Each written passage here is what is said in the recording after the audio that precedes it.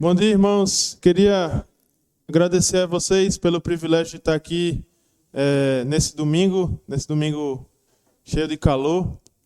E quero trazer um tema muito importante hoje. A gente começou esse tema na semana passada sobre sexualidade.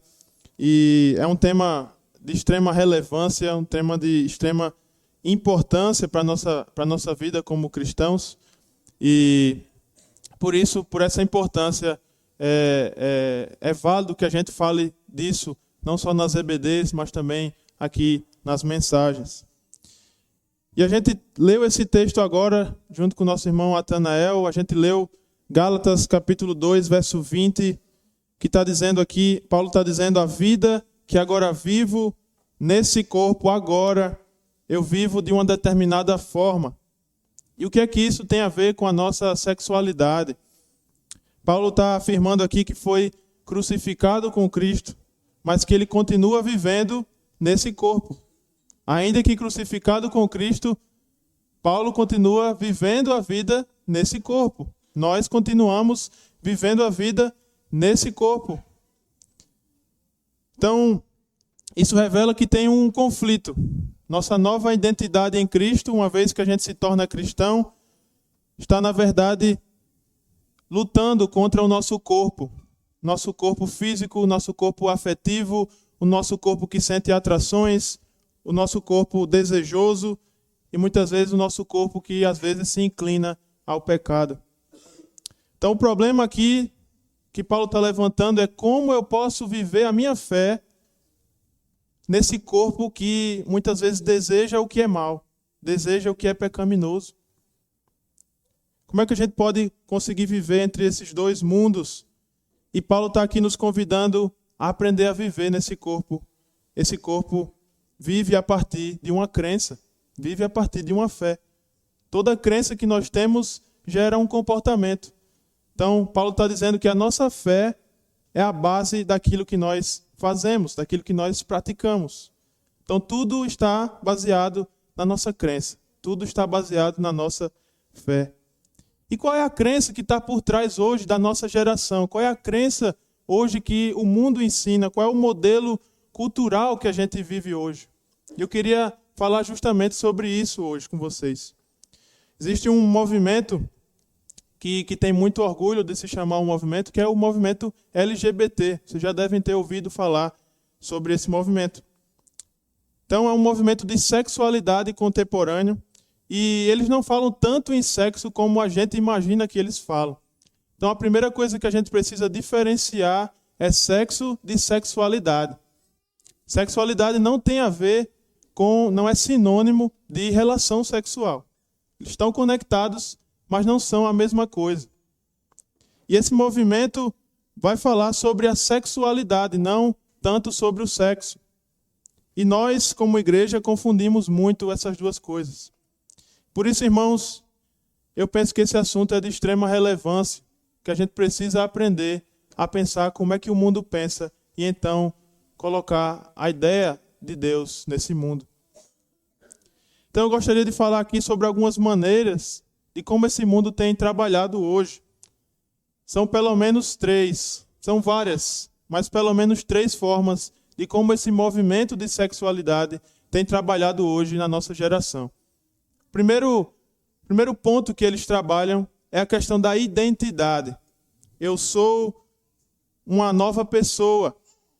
E eu sou uma pessoa baseada naquilo que eu sinto, baseado nos meus afetos. Então isso é o que é pregado hoje. Eu sou aquilo que eu sinto.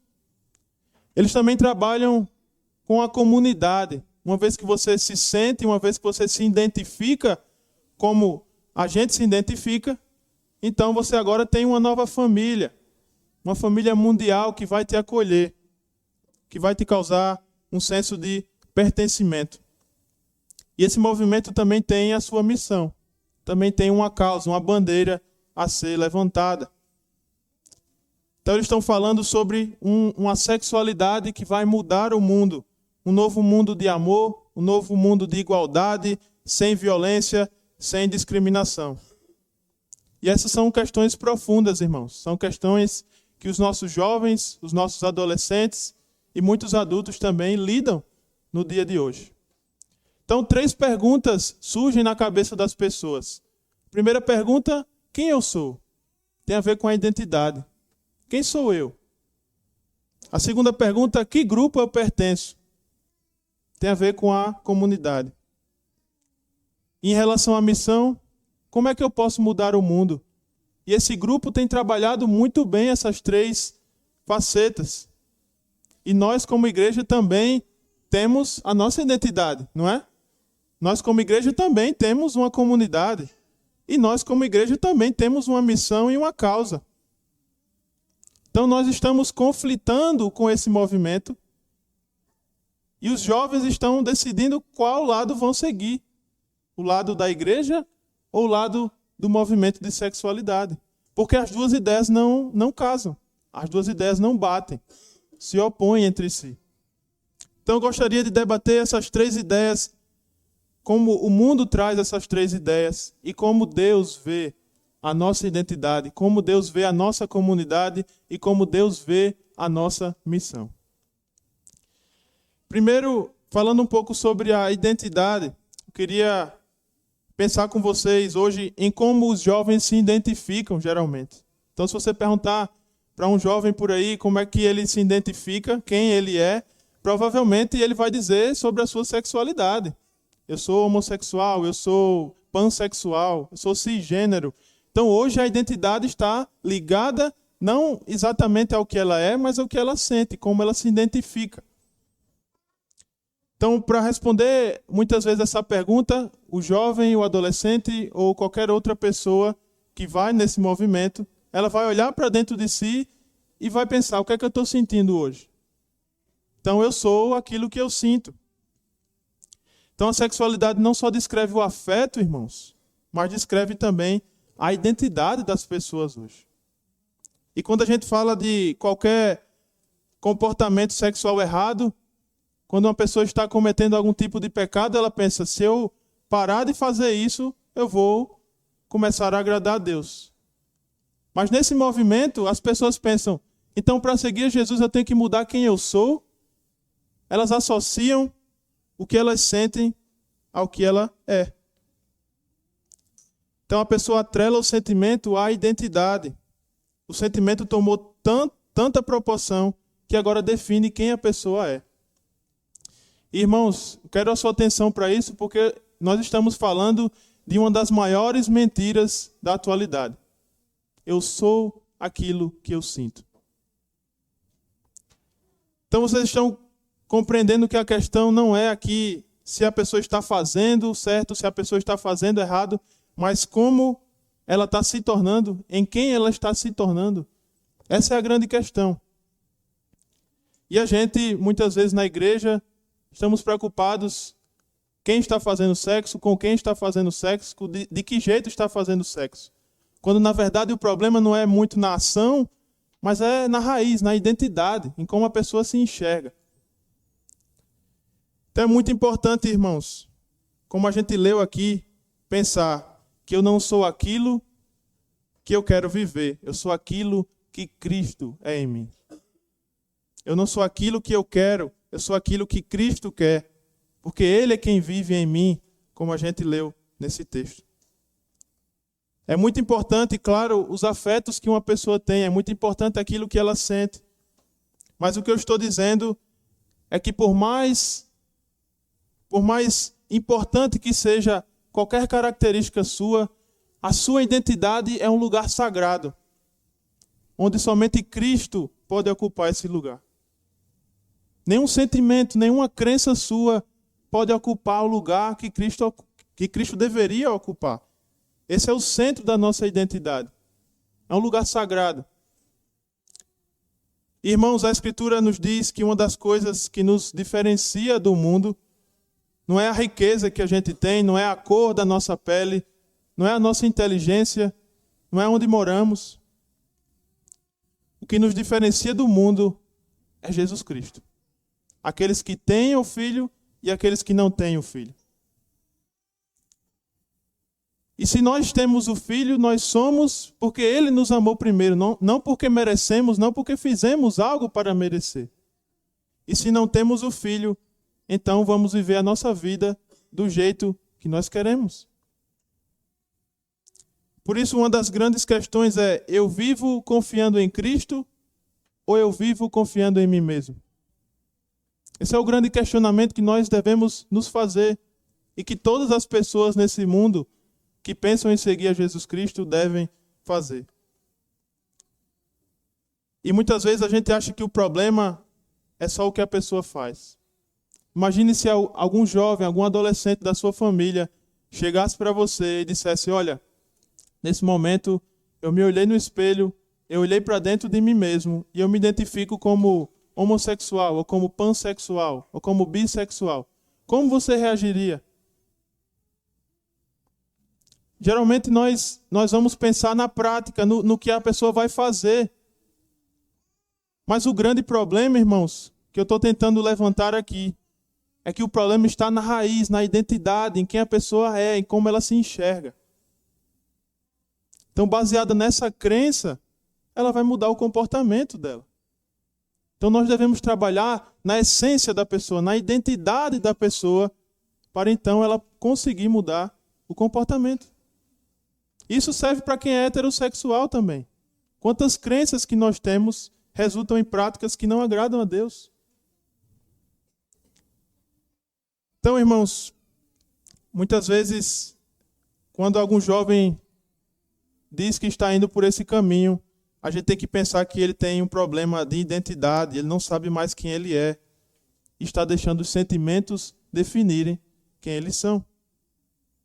E se esse movimento está promovendo isso, promovendo essa mudança de identidade, por que nós não estamos promovendo também uma mudança de identidade? Fiquei muito feliz em ver aqui o tema da próxima reunião de jovens. Qual é a sua identidade, né?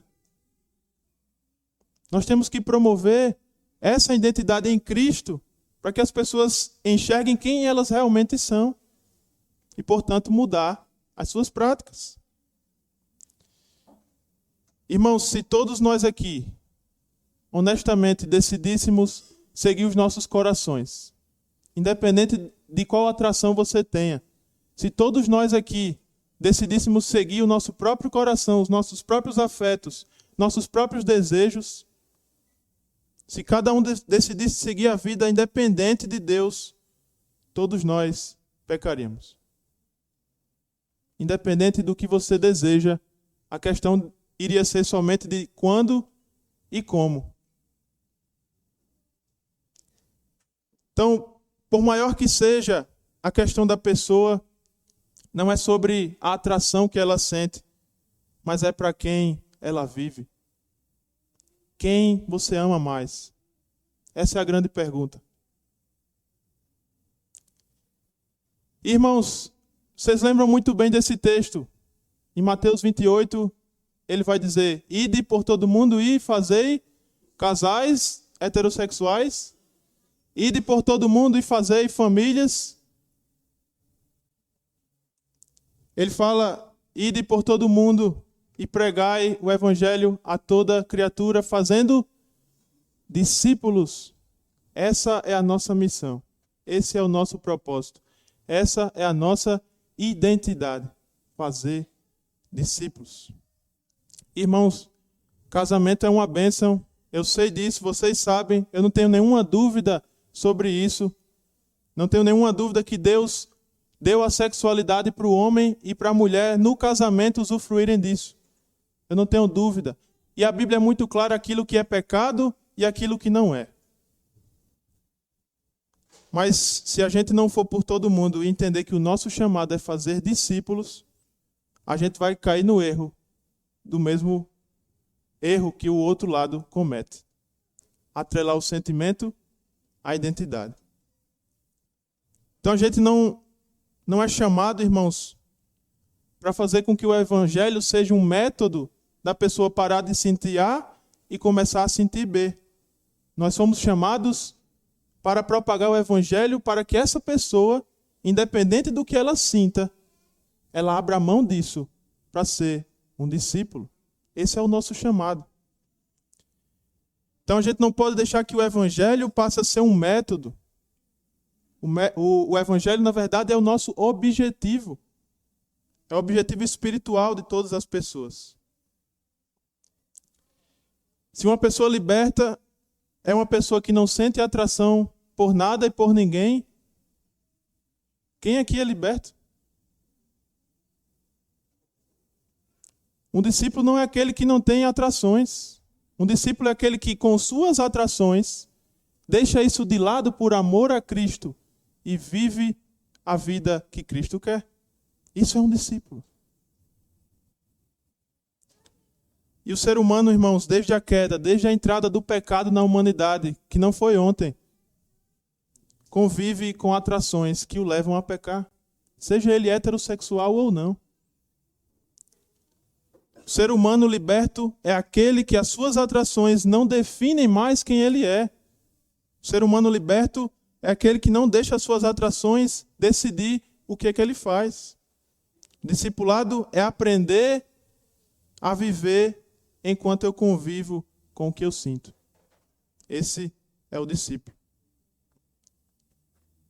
Nós ainda, mesmo transformados por Cristo, ainda sendo transformados de glória em glória, nós temos os nossos sentimentos. Nós sentimos raiva, muitas vezes sentimos inveja, muitas vezes sentimos amargura, vontade de fofocar, vontade de mentir, vontade de roubar. Então você vê que crer em Cristo não me blinda dos meus sentimentos. Eu creio, mas eu preciso lidar com esses sentimentos para que eles não se tornem ação, prática. Todos nós temos as nossas lutas. E a gente acha que o problema é a atração. É com quem o jovem vai fazer sexo ou deixar de fazer. O problema está na identidade. Fidelidade, irmãos, não é um afeto. Eu não acordo hoje, que vontade de ser fiel. Fidelidade é uma crença. E essa crença molda a nossa ação. Por entender que eu preciso ser fiel, eu não vou fazer um monte de outras coisas. E nós vivemos e convivemos com atrações e afetos que vão de acordo com a nossa crença, que vão contra a nossa crença, contraditório àquilo que nós cremos. E a gente não sabe lidar com isso. A gente acha que sabe tudo, a gente acha que esse assunto não é importante, a gente acha que não precisa ser falado. Enquanto isso, as pessoas, principalmente os nossos jovens, estão se perdendo. Não tem com quem conversar, porque a gente não sabe falar do assunto. O jovem chega na universidade, vê um grupo lutando, defendendo uma bandeira, chega em casa e fica, mas eles têm razão, eles estão defendendo igualdade, eles estão defendendo que as pessoas não devem ser discriminadas. E chegam em casa para conversar conosco, e o que é que geralmente fazemos? Está errado e acabou, eles estão errados, não tem que ir por esse lado. A gente não sabe conversar, a gente não sabe argumentar. E como diz um grande amigo meu, muitas vezes a igreja está por fora. A igreja muitas vezes não sabe o que está acontecendo no coração do jovem. Então a gente precisa, irmãos, entender o que é que o movimento prega e o que é que a Escritura nos convida a fazer. Então a gente vai poder transformar a identidade do jovem e colocar ela no centro, que é Cristo. Segundo lugar, nós falamos que esse grupo, além de trazer a identidade, esse grupo trabalha também a questão da comunidade. A ideia é que se você sente coisas semelhantes, se você pensa igual a eles, você ganha uma família mundial, você vai ser aceito por essa família. Isso é praticamente o que a igreja faz, né? Guardar as suas devidas proporções. Esse povo que nós nos reunimos aqui hoje é a nossa comunidade, é a nossa família. Nós pensamos no mesmo Jesus. Então eles trazem a ideia da comunidade para as pessoas se sentirem aceitas. Então a gente precisa muitas vezes rever qual é a nossa atitude de comunidade, porque muitas famílias sofrem com isso, muitas famílias têm pessoas que fazem parte dela que estão sofrendo com isso. Eu já vi várias vezes Em vez de a gente acolher, a gente fofocar, a gente falar mal. Se fosse na minha família, isso não acontecia. Não soube criar, tá vendo? A gente critica em vez de acolher, em vez de entender que a coisa é muito mais complexa do que a gente imagina. Então a gente precisa, irmãos, acolher essas famílias, acolher essas pessoas que estão em dúvida quanto à sua identidade e que atrelam a sua identidade ao que sentem. Então eu sinto hoje e posso não sentir amanhã. Então quem é que eu sou? Eu mudo todos os dias. Então a família, irmãos, que é a igreja, a gente precisa entender que ela promove uma comunidade que não está baseada nem na sua e nem na minha opinião. Quantas vezes nós achamos que a igreja deve ser um clube?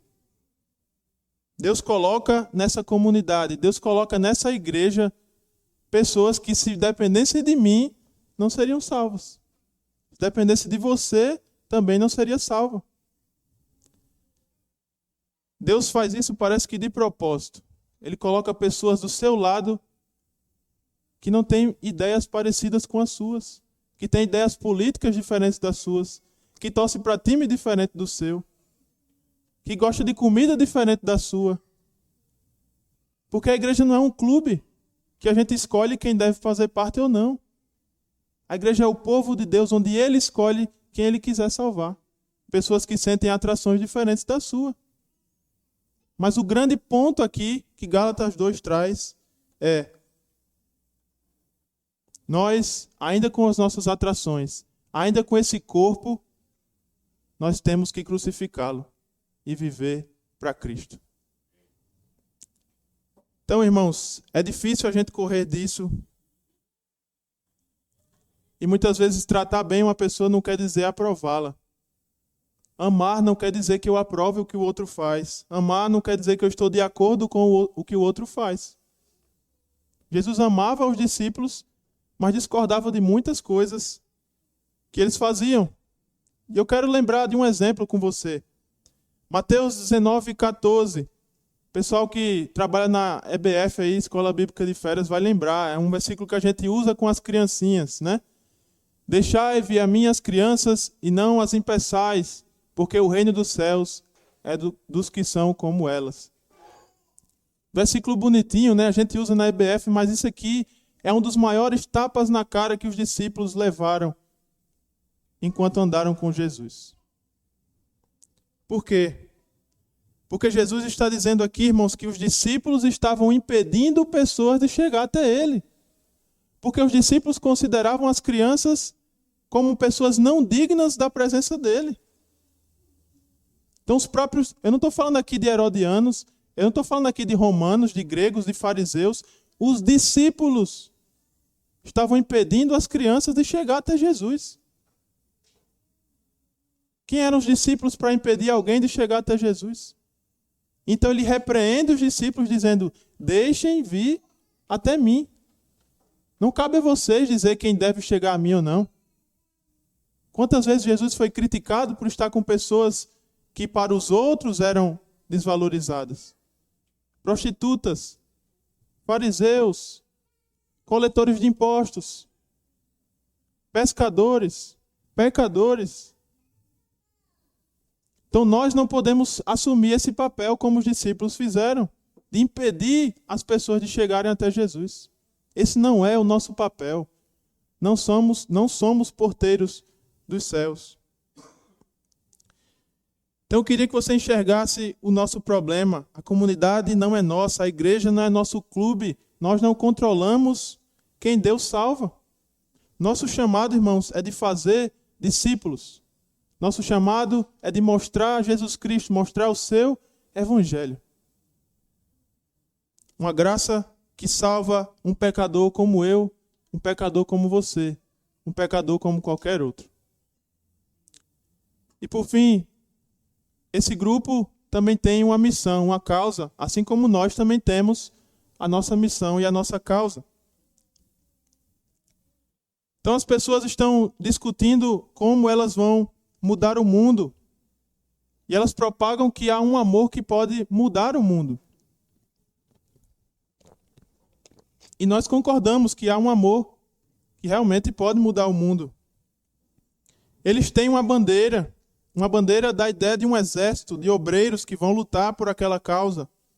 Uma bandeira da tolerância, do amor, do respeito, da diversidade. E eu não estou dizendo que isso é verdade, eu só estou dizendo como isso é embalado e entregue para as pessoas. Então, irmãos, o problema é que nós precisamos comunicar o Evangelho como a única causa que pode realmente mudar o mundo. Qualquer movimento social que você imaginar tem suas qualidades e tem seus defeitos. Tem os seus prós, tem os seus contras. Mas o único movimento que realmente pode ser capaz de redimir o ser humano é o cristianismo, é o Evangelho, é Jesus Cristo. E eu lembro do exemplo do bezerro de ouro, do povo israelita. Eles permitiram que um afeto se tornasse a base da identidade deles. E é exatamente isso que está acontecendo hoje. Aquilo que eu sinto define quem eu sou. E quem foi que disse que nós não temos uma comunidade? Quem foi que disse que nós não temos também uma família? Então o Evangelho, irmãos, é a única coisa que pode e tem a capacidade de revolucionar o coração humano. Todos os movimentos passaram, todos os movimentos vão passar. Mas o único movimento que consegue resolver o problema do coração humano, que é o pecado, é o Evangelho. Só o Evangelho pode fazer isso. Então a gente aborda a sexualidade basicamente de duas maneiras. Eu consigo administrar aquilo que eu sinto, os meus afetos, os meus desejos, os meus prazeres, visando a glória do Criador. Ou eu administro os meus prazeres, os meus desejos, os meus afetos, visando a glória de uma criatura. E a gente volta para a mesma pergunta. Quem nós amamos mais? Ao Criador ou a criatura? É uma decisão difícil, irmãos, para qualquer um de nós. O discípulo não é aquele que não tem atrações que podem produzir pecado. O discípulo é aquele que decidiu amar a Cristo mais do que qualquer outra coisa, mais do que a si mesmo. E o discípulo é aquele que administra a sua sexualidade visando a glória do Criador, não a glória de si mesmo. E nós somos enviados para o mundo para fazer discípulos. E repito, discípulo é aquele que decide amar a Cristo e a Deus mais do que qualquer outra coisa. Essa é a nossa missão. E o debate vai estar aí nos corações. O debate vai existir. E a pergunta importante não é o que é que eu sinto. A pergunta importante é quem eu amo mais. Quem eu amo mais. Então, para que a pessoa mude algo e siga Cristo, amando mais do que a si mesma, ela precisa ouvir o Evangelho. Precisa ouvir qual é a mensagem que Cristo tem.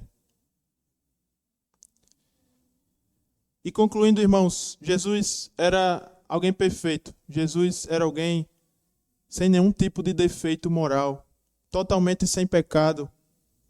E ele atraía todo tipo de gente, inclusive os imorais. E muitas vezes nós temos os nossos erros, nossos orgulhos, nossa soberba, porque nós somos heterossexuais. Porque a gente não peca igual ao outro. E a gente precisa entender que todos nós somos salvos pelo mesmo sacrifício. Independente daquilo que nós sentimos, somos salvos pelo mesmo sacrifício. Não se trata, irmãos, de transformar homossexuais em heterossexuais. Se trata de trazer os pecadores a serem discípulos. O Evangelho é suficiente, o Evangelho redime, o Evangelho cura e o Evangelho mostra quem realmente somos. E esse é o processo, irmãos, que eu entendo que a Escritura nos diz. E por isso o tema anual é uma igreja que cura. E para que a gente leve cura a esse mundo, a gente precisa levar o Evangelho. O Evangelho mostra quem realmente somos. O Evangelho mostra a quem realmente pertencemos. Então eu queria encerrar essa mensagem com a oração.